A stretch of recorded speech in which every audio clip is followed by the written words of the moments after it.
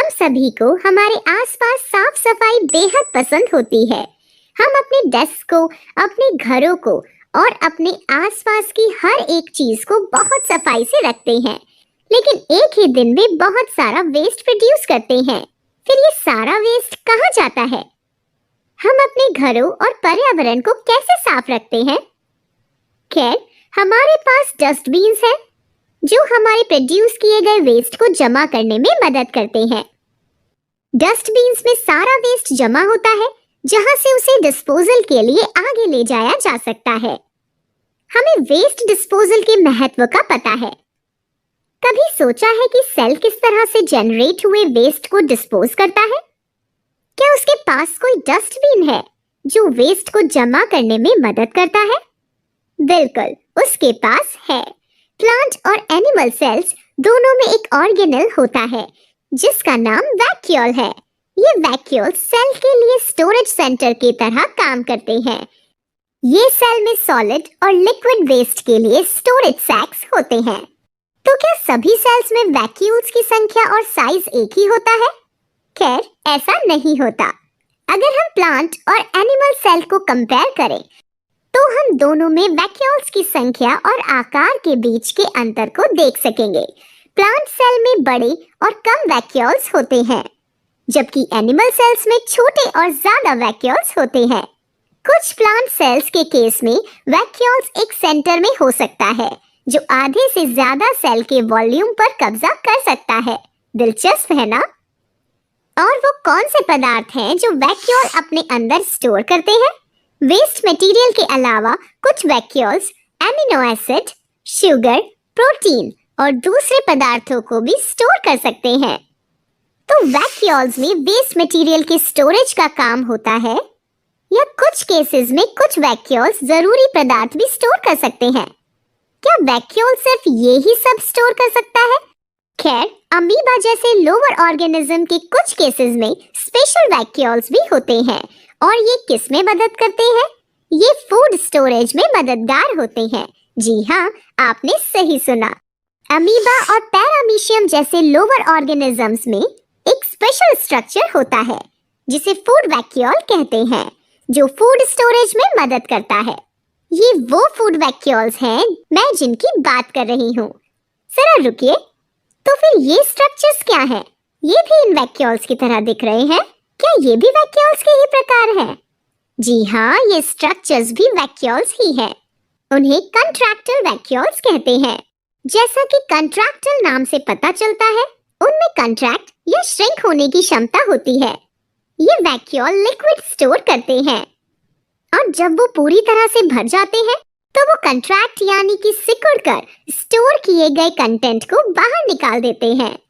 Vacuoles अलग-अलग organisms में अलग-अलग प्रकार के काम करते हैं, इसलिए ये सभी तरह के सेल्स के लिए जरूरी होते हैं। फूल प्रकृति का एक तोहफा है। उनके उज्जवल और सुंदर रंग हमें और कई अन्य ऑर्गेनिजम्स को आसानी से अट्रैक्ट करते हैं। कभी आपने सोचा है कि फूलों और फलों को उनके उज्जवल और आकर्षक रंग कहाँ से मिलते हैं? और पत्ते हरे रंग के क्यों होते हैं? प्लांट सेल्स के अंदर कलर बैग्स होते हैं जो अलग-अलग भागों को रंग प्रदान करते हैं। जरा रुकिए, क्या प्लांट सेल्स में वाकई कलर बैग्स होते हैं? खैर, प्लांट सेल्स में ऑर्गेनेल्स होते हैं जो कलर बैग्स की तरह काम करते हैं। इन्हें प्लास्टिड्स कहते हैं। क्या ये शब्द कभी हमारे सामने आया है? जी हाँ, हमने इस शब्द को कई बार सुना है। तो वास्तव में प्लास्टिड्स क्या होते हैं? चलिए इस वीडियो में देखते हैं। प्लास्टिड्स कलरफुल ऑर्गेनेल्स होते हैं, और इन प्लास्टिड्स को रंग कौन प्रदान करता है? इनके अंदर के पिगमेंट्स रंगों के लिए जिम्मेदार होते हैं। तो क्या सभी प्लास्टिड्स में सभी रंग के पिगमेंट होते हैं? जी नहीं। प्लास्टिड्स को उनमें होने वाले रंगीन पिगमेंट्स के आधार पर क्लासिफाई किया जाता है। 3 प्रमुख कैटेगरी है: क्लोरोप्लास्ट, क्रोमोप्लास्ट और ल्यूकोप्लास्ट। क्लोरोप्लास्ट पत्तियों में पाए जाने वाला मुख्य प्लास्टिड है। तो क्या ये वही है जो पत्तियों को हरा रंग देता है? एकदम सही। क्लोरोप्लास्ट भी एक डबल मेम्ब्रेन स्ट्रक्चर है। बाहरी मेम्ब्रेन एक रक्षक की तरह होती है, जबकि अंदर की मेम्ब्रेन अपने अंदर स्पंज की तरह मैट्रिक्स को बंद रखती है। इस मैट्रिक्स को स्ट्रोमा कहते हैं, जो कई चीजों को पनाह देती है। क्लोरोप्लास्ट का सबसे महत्वपूर्ण हिस्सा उसके खुद का डीएनए और राइबोसोम्स होते हैं। यही कारण है कि ये सेल के अंदर दूसरे ऑर्गेनल्स पर निर्भर ना होते हुए खुद को रेप्लिकेट कर सकता है। और ये स्टैक जैसे स्ट्रक्चर्स क्या हैं? इन्हें ग्रैना या सिंगुलर ग्रैनम कहते हैं। और ये स्टैक किससे बने होते हैं? ये कई डिस्क से बने होते हैं, जिन्हें थैलाकॉइड्स कहते हैं। हर एक थैलाकॉइड में कलर पिगमेंट्स होते हैं। ये और कुछ नहीं बल्कि क्लोरोफिल पिगमेंट्स हैं, जो हम जानते हैं कि फोटोसिंथेसिस के लिए जरूरी होते हैं। तो ये अलग अलग क्लोरोफिल पिगमेंट्स की मौजूदगी के कारण क्लोरोप्लास्ट हरे रंग में दिखता है और ये पत्तियों को भी हरा रंग देते हैं। तो ये क्लोरोप्लास्ट के बारे में था। अगले दो प्रकारों के बारे में क्या? खैर, क्रोमोप्लास्ट्स हेट्रोजीनियस ऑर्गेनेल्स होते हैं। इसका मतलब है कि ये हर सेल में एक जैसे नहीं होते हैं। इनमें अलग अलग रंग के पिगमेंट्स होते हैं, जो फूलों और फलों को आकर्षक रंग देते हैं। अब आखिरी प्रकार ल्यूकोप्लास्ट है। जैसा कि नाम से पता चलता है, ल्यूको का मतलब है सफेद, इसलिए ल्यूकोप्लास्ट कलरलेस ऑर्गेनेल्स होते हैं। अब अगर ये कलरलेस होते हैं तो उनको इस्तेमाल किस लिए किया जाता है?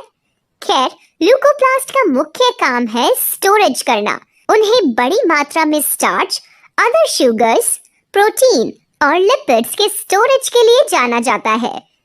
तो आपको क्या लगता है कि कौन से सेल्स में ल्यूकोप्लास्ट होते हैं? रूट्स, बल्ब्स और अन्य स्टोरेज ऑर्गन्स के सेल्स में ज्यादा संख्या में ल्यूकोप्लास्ट होते हैं। ये अलग अलग प्रकार के प्लास्टिड्स के बारे में था। प्लास्टिड्स ऑर्गेनल्स हैं जो सिर्फ प्लांट सेल्स में पाए जाते हैं। वो एनिमल सेल्स का हिस्सा नहीं होते हैं। क्या आप जानते हैं कि प्लांट और एनिमल सेल्स के बीच कई ऐसे अंतर हैं?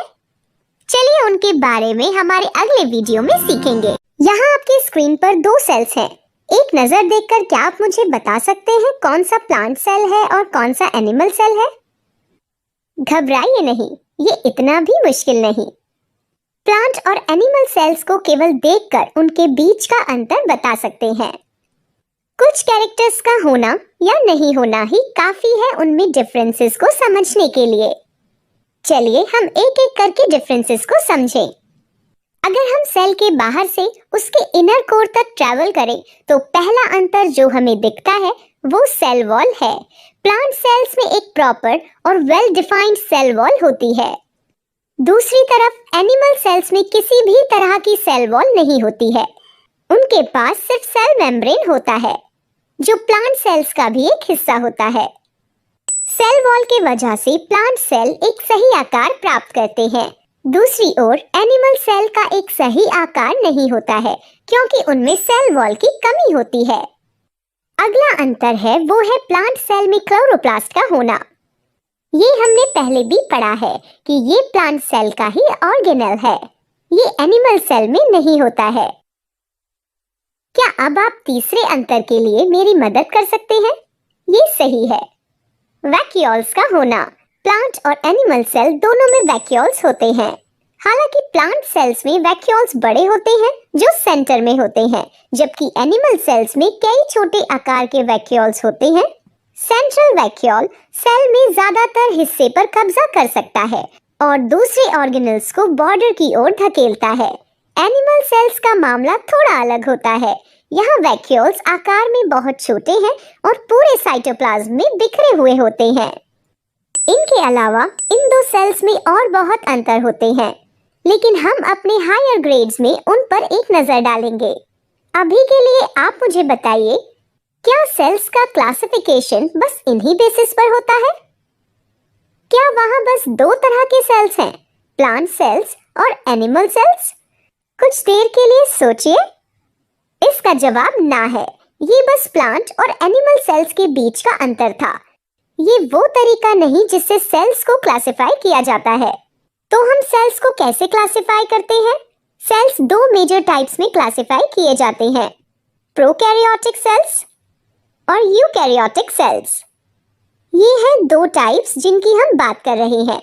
ये एक प्रोकैरियोटिक सेल है और ये एक यूकैरियोटिक सेल है। चलिए दोनों के बीच के अंतर को समझें। यहाँ प्रोकैरियोटिक नाम हमें इसके स्ट्रक्चर को जानने में मदद करता है। शब्द प्रो प्राचीन इंडिकेट करता है। शब्द कार्योन एक कर्नल को रेफर करता है, जो कि इस केस में न्यूक्लियस है। तो क्या इन सेल्स में एक प्राचीन प्रकार का न्यूक्लियस होता है? खैर, इन सेल्स में वास्तव में एक अच्छी तरह से वेल डिफाइंड न्यूक्लियस नहीं होता है। क्या आप साइटोप्लाज्म में धागे जैसे स्ट्रक्चर को बिखरे हुए देख सकते हैं? ये कुछ और नहीं बल्कि न्यूक्लियोइड नामक जेनेटिक मटेरियल है। न्यूक्लियोइड हमारे सेल्स में न्यूक्लियस के समान होता है। इसमें डीएनए आरएनए के स्ट्रैंड्स होते हैं और इसमें सेल की जेनेटिक जानकारी होती है। अंतर केवल इतना है कि न्यूक्लियोइड का एक कॉम्पैक्ट आकार नहीं होता है और ना ही उसका प्रॉपर मेम्ब्रेन होता है। अगला स्पष्ट अंतर ये है कि ऑर्गेनेल्स भी मेम्ब्रेन बाउंड नहीं होते। इसका मतलब है कि प्रोकैरियोटिक सेल में अलग-अलग ऑर्गेनेल्स के लिए अच्छी तरह से डिफाइंड मेम्ब्रेन नहीं होता है। दूसरी ओर यूकैरियोटिक सेल, जिसका मतलब है कि एक ट्रू न्यूक्लियस के साथ सेल, उसमें न्यूक्लियस और दूसरे ऑर्गेनेल्स के लिए वेल डिफाइंड मेम्ब्रेन्स होते हैं। कई अन्य विशेषताएं हैं, लेकिन हम अभी उनके डिटेल में नहीं जाएंगे। मुझे एक बात बताइए, क्या ये एनिमल सेल की तरह नहीं दिखता?